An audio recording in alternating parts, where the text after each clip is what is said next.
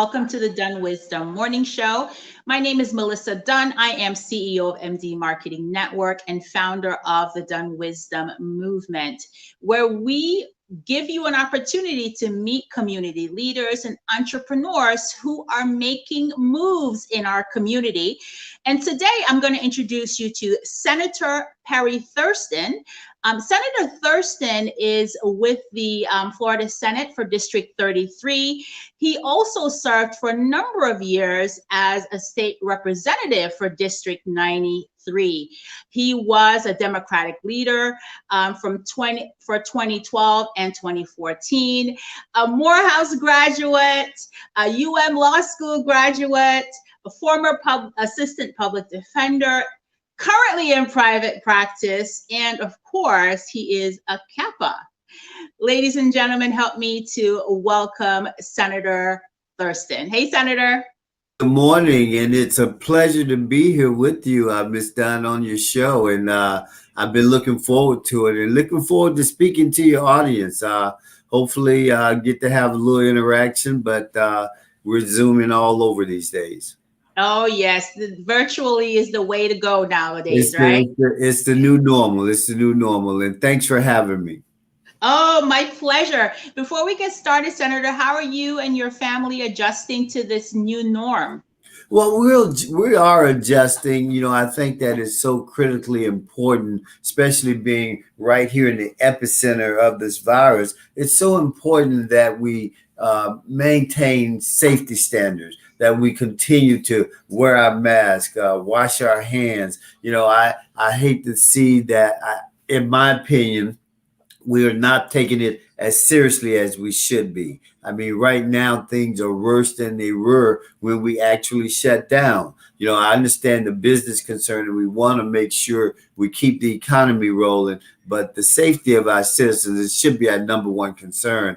And I don't know why we don't have a statewide mask requirement at this point and consider backing down on some of the activities that we're seeing happening. Yes, I would certainly support something like that as well. Tell us a little bit about why you decided to become a public servant, Senator. You know, that's a very good question. You know, I was already active, Ms. Dunn, in the community. I was when I returned from Morehouse College, as you noted, I got involved with the youth league, coaching sports. I was fortunate enough to earn a scholarship to go off to college. So I wanted to give back to the youth. So I began coaching and working with the little leagues. And I was, even though I played football, I was a big baseball fan. So that's why I have a baseball tournament that I conduct every year, because I want to see the inner city youth actively involved in baseball and those type of activities. But I also became, when I went back to law school, I became the president of one of the local bar associations, which led to me being actively involved in a number of things in the community. And when the opportunity opened itself to run for the House of Representatives, I took advantage of that opportunity. I was able to become the Senate, the House Democratic leader before I left the House, and then I ran for the Senate, and that's where we're at here today. But it's been a pleasure that the people of the community have shown the confidence to elect me, and then for the leaders in Tallahassee to make me the leader of the leaders is what I think you strive to do. And if you're going to represent our community, you need to be prepared to lead, and that's what I'm doing. Fantastic. Thank you so much. Colette is saying, good morning. Hey, Colette, thank you so much for watching. And Joy says, welcome, Senator. Thank you for joining us, Ms. Crawford. And Ethel says, good morning. Yeah, thank you, ladies. I see your people are up early, and that's a good thing. They are. Please do type your questions in the comment if you have any for the senator. Could you tell us a little bit about your district, Senator Thurston? Well, our district, my district in District 33, I like to think of it as the heart of Broward County. If you, from a geographic standpoint, if you look at Sample Road and then you come all the way south to 595, and then on the eastern barrier, you look at Dixie Highway, and you take that all the way out to the Sawgrass. Now, there's some little gerrymandering there, but those are the outward boundaries of the district. So that would include cities like from Pompano to Fort Lauderdale, from Margate to North Lauderdale, Lauderhill, Tamarack, Sunrise, and everything in between there. So, and a portion of Plantation as well. So the district is like what I like to think of as the heart of Broward County, right there in the center. You know, all the Senate district has 500,000 people that we represent. Each district, there are 40 senators across the state, and each Senate has 500,000 people that we represent. So it's a large responsibility, but it's I like to refer to us as God's people. So we're the cream of the crop right here in Broward County. I love it. If you're watching and you're in the senator's district, please do type your questions. I'm sure he'll be happy to answer them. So you're my senator then, because I'm in Lauderhill. That's exactly right. I am your senator. So you know that. And for you and the rest of my constituents, you always have an open door policy, and you should come by and see us anytime you like. But more importantly, if you have some issues with the state of Florida, or you have something that you want us to address, please feel free to reach out to us. Some of the important legislation always comes from citizens who have a problem and say, well, you know what, there ought to be a law. And that's what we're here to craft laws, to get appropriations, and to be there for our community. Oh, fantastic. Speaking of appropriations, I saw that you are the vice chair for the Transportation, Tourism, and Economic Appropriations Committee. Is that right? A very, very important committee. You know, several years ago, we had this big issue with the loss of funding because of things that were going. And you wouldn't believe the number of people from the arts and culture society that we fund with that committee who contacted us, because we eliminated so many resources, and people realized that arts and culture are part of our everyday experience, and we were able to back off from that and to come back and actually fund these activities. And it was one of the best things that we've done. But transportation, we call that committee TED. The committee of TED, we control a lot of resources across the state. And could you talk a little bit about some of those resources that you were able to bring to the district? Well, a number of resources, and not just from TED, but when you look at the millions of dollars for the Urban League in terms of the things that they're doing, we were able to bring monies for several water projects and road projects, not just in Lauderhill, but in Lauderdale Lakes, the Alzheimer's Center we were able to get funding for that as well. And as well as Tamarack and Sunrise. You know, we've got a major legislation appropriations that we were able to get for Bethune-Cookman and Florida and FAMU. So there are just a number of things over the years and this past session. And this was a particular difficult session because of this pandemic. And, you know, part of passing bills and getting legislation is getting it passed in the House and in the Senate. And even after that, you have to survive the governor's veto pen. Some of our items that we were able to get was cut at the last minute, but it's only because the economy took such a big hit. Yes, I mean, we're all feeling it. You know, the unemployment rate in our area was already double digit prior to COVID. So now I can just only imagine what it looks like now post-COVID. Well, and the numbers are just the beginning of the problems. You know, we have a failed Department of Economic Opportunity who was running our unemployment system.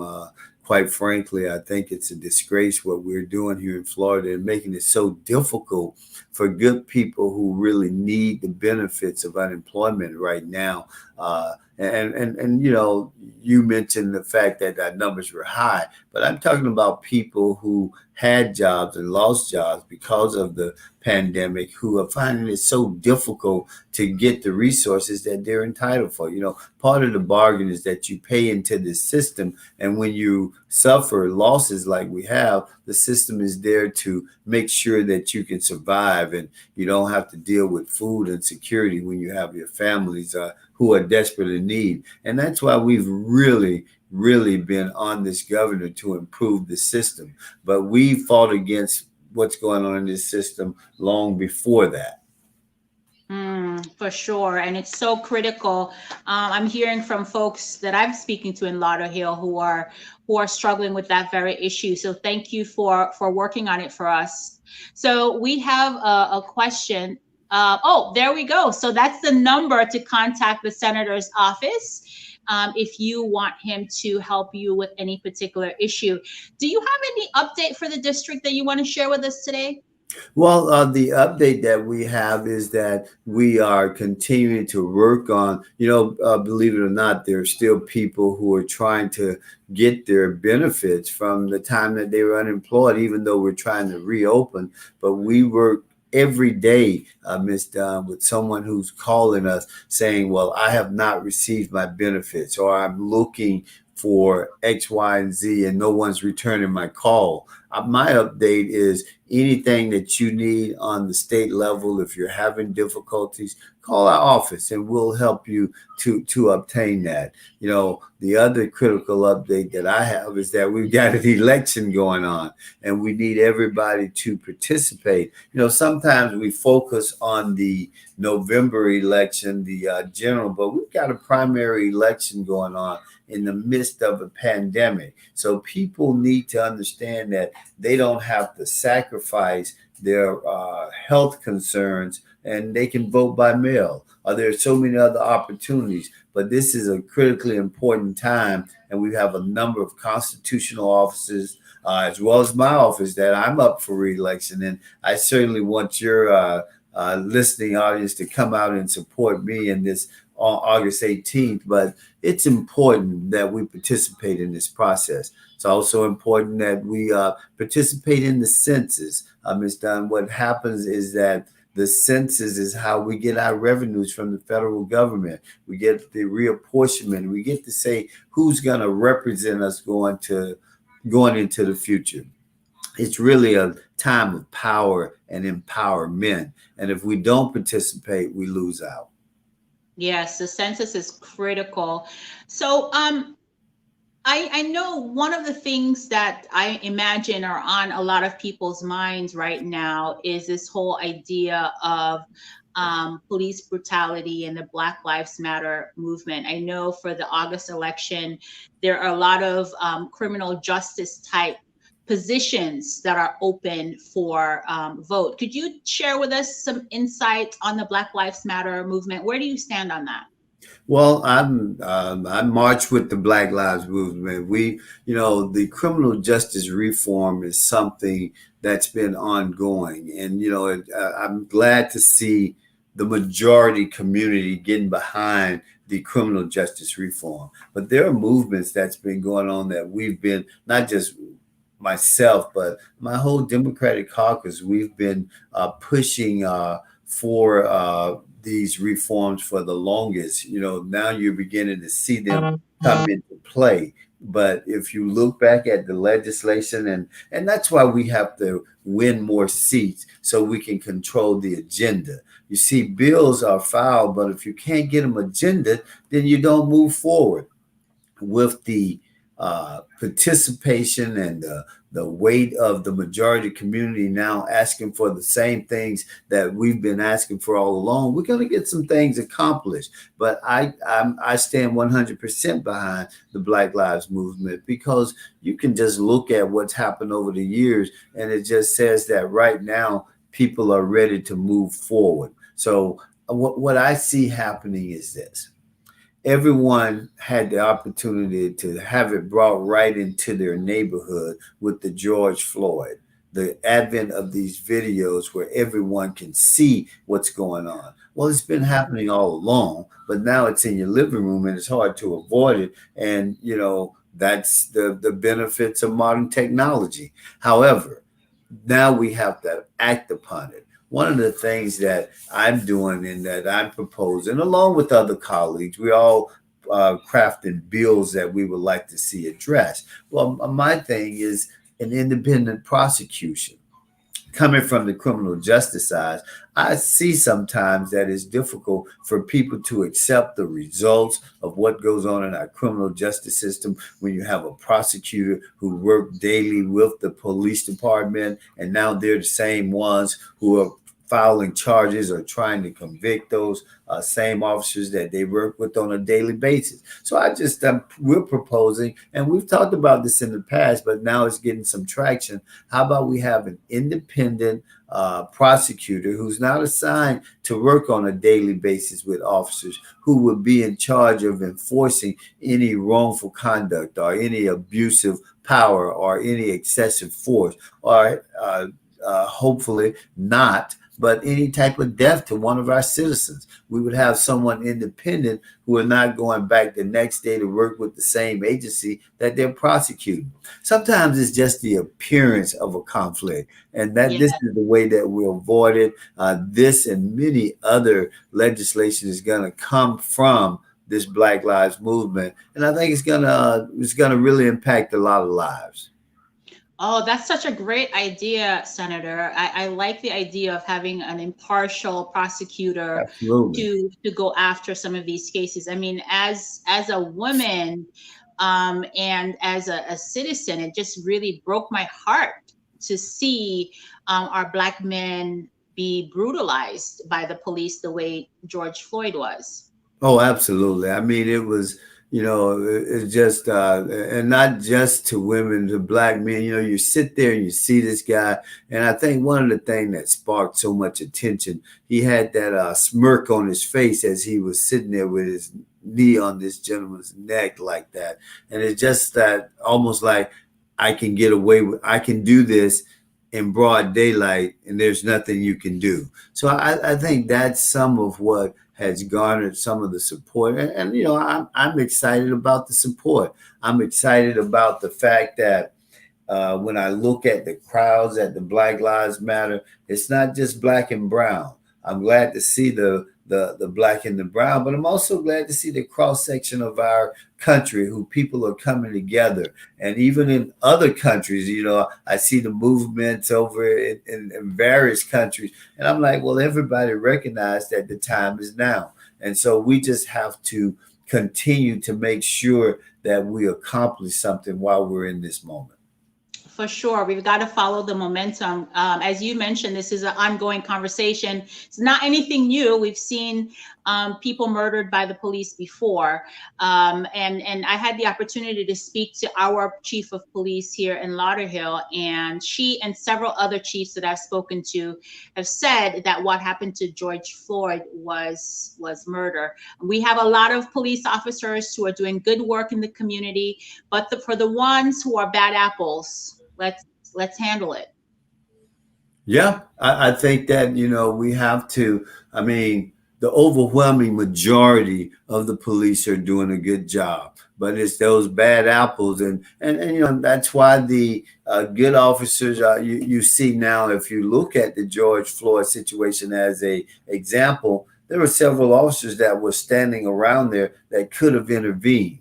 So, you're just as responsible if you sit there and let your colleague just do something like that and not step in and put a halt to it. So when we always, and I work with law enforcement, I know them, I've worked with them over my 30 years as a practicing criminal defense attorney. I can tell you the overwhelming majority are good. But if you're not addressing the issues, then it's not so much to be good on this day. In the moment, you've got to do the right thing, and if not, you're just as responsible. But I do know that when we think about law enforcement, even like in your city of Lauderhill, you have an excellent chief who's a woman who's doing good things. Yes, for sure. So we had a comment earlier from Miss Lopez. She says she is worried about her sons and her husband every time they leave the house.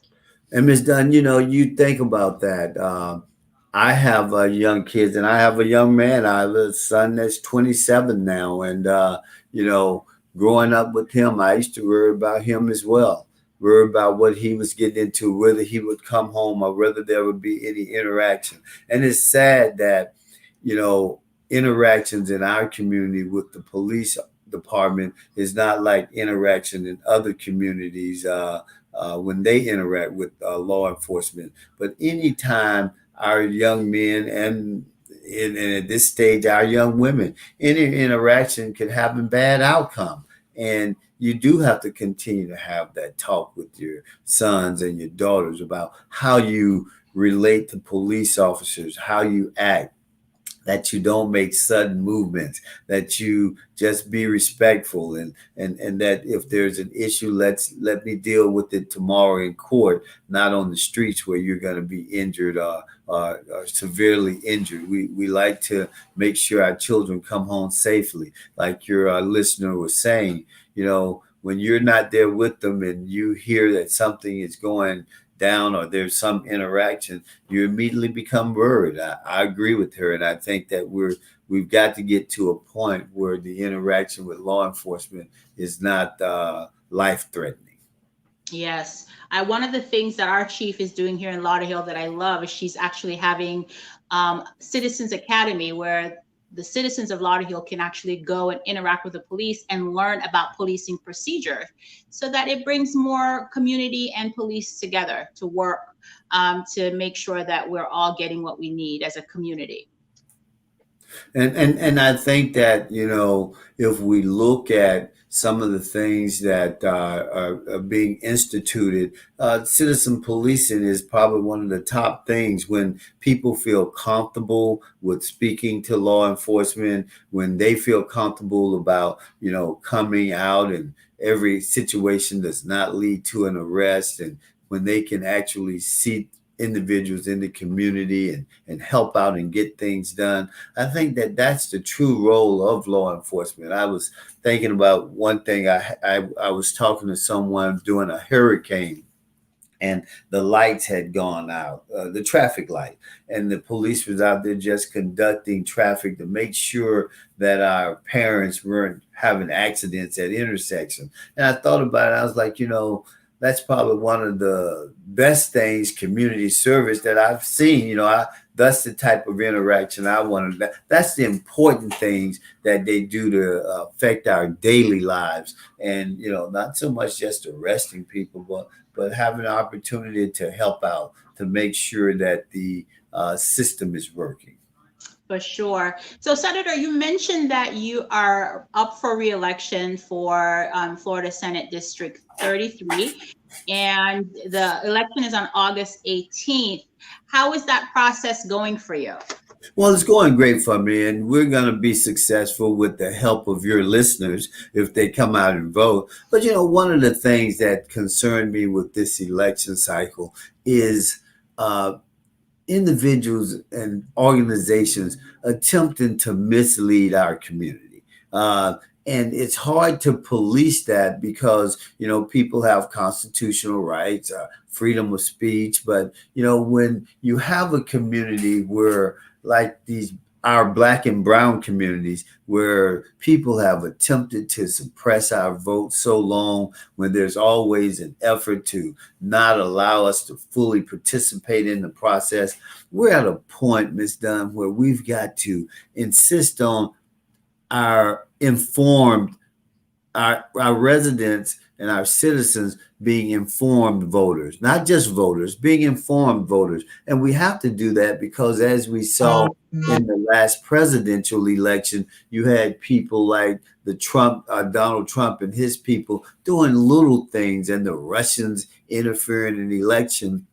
And people do little things to kind of skew the equation, or they mislead certain things. And I see that happening in our elections locally now, sometimes from outside sources. And in my campaign, like the Republican Party, they can send out information and just flood the market, and it can be untrue and misleading. So we've got to work with our communities so that they are informed voters. They are asking the question. If they get something that seems out of the ordinary, they're not afraid to say, well, what really happened here? What are we talking about? So I just think that it's highly important that we know that there are people out there who would like to manipulate our community for their votes. And if you don't ask the questions, sometimes you're not voting in your best interest. So we should make sure that we become informed voters, right? Absolutely. So that we can, Absolutely. we can align ourselves with people who really, who we support truly. Absolutely. And sometimes it's just the need to ask more questions, to not just assume, oh, I got this in the mail, so this must be the truth. No, ask questions about documentation. Well, who is this from? And why is it in my mailbox now? Is it true? Is it there something about it? Do we need to follow up? Also, you always want to know where the items come from that you're receiving. Good point, Senator. Good point. We'll make sure that we put your website up. Here's a question. That's awesome that your office is offering aid to the citizens. Oh my goodness, I need to get my glasses. With unemployment benefits. Thank you, Colette, for that question. So the unemployment process is cumbersome, is what she's saying. Well, it is cumbersome, but not only that, it has broken down people. It's not doing what it was put in place to do. The system cannot handle the volume of the type of unemployment we have now, but it couldn't even handle that which was in normal times. The system was designed to fail. We've got to insist upon a system that works, and that's what we're doing. And what we're asking, the federal government is sending down funds to help. We just need to continue to be vigilant to make sure that our people are getting the resources that they need. But we're here for that purpose, and we're here to help. I tell you, since this thing is this pandemic has come and people have been laid off, that's been one of our number one concerns. Okay, fantastic. We'll go ahead and put your number back up and the website up again, so that if anyone needs assistance from your office, they can reach you. And there is the website up right now. So Senator Thurston, any final words of wisdom that you want to leave with our audience today? Well, I just want to leave with the audience that we're in some difficult times, but we're definitely going to get through this. We're going to get through it together. And as long as we continue to work together as a community, when those individuals who come in, who seek to be divisive, let's just always understand that we've got to stay together. Together we can accomplish a whole lot, but we can get through the problems that we have. The virus is real. The issues that we deal with as a people are real, and we've got to work together to overcome them. Wonderful. Thank you so much, Senator. Thank you for your time, and thank you so much for your service to our community. Thank you, and I welcome the opportunity. Have me back on. This is my first time on your show, and I look forward to continuing to do so. Oh, we'll be happy to have you on again, sir. Have a good day. All right, you too. Thank you. Thank you. Thank you guys for joining us for this episode of the DunnWisdom Morning Show. Please do make sure that you participate in the electoral process. Vote, vote, vote. We'll be back here tomorrow at 9 a.m. Tomorrow we're talking to Donna Mayers, who is a sales expert. So if you're looking to bring new business into your business, Donna is going to share with us some sales tips. See you tomorrow at 9 a.m. Remember, be kind and loving to yourself. You deserve it.